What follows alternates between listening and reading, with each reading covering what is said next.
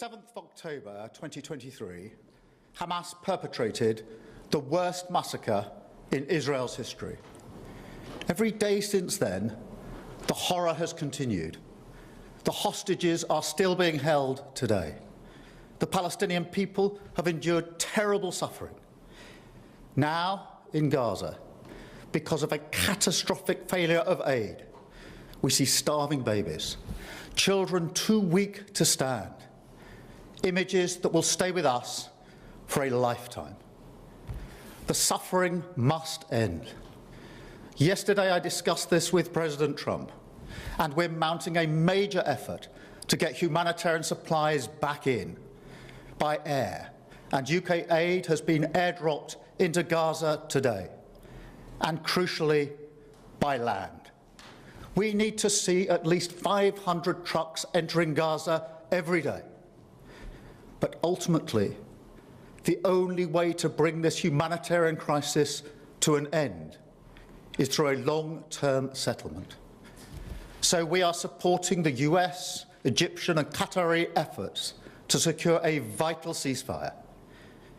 That ceasefire must be sustainable, and it must lead to a wider peace plan, which we're developing with our international partners. This plan will deliver security and proper governance in Gaza and pave the way for negotiations on a two-state solution. Our goal remains a safe and secure Israel alongside a viable and sovereign Palestinian state. But right now, that goal is under pressure like never before. I've always said that we will recognise a Palestinian state as a contribution to a proper peace process at the moment of maximum impact for the two-state solution. With that solution now under threat, this is the moment to act.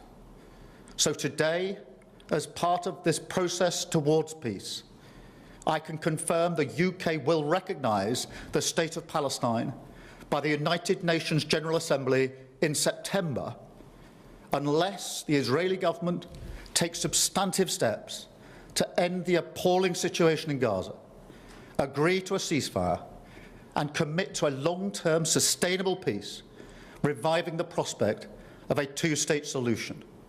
And this includes allowing the UN to restart the supply of aid and making clear that there will be no annexations in the West Bank.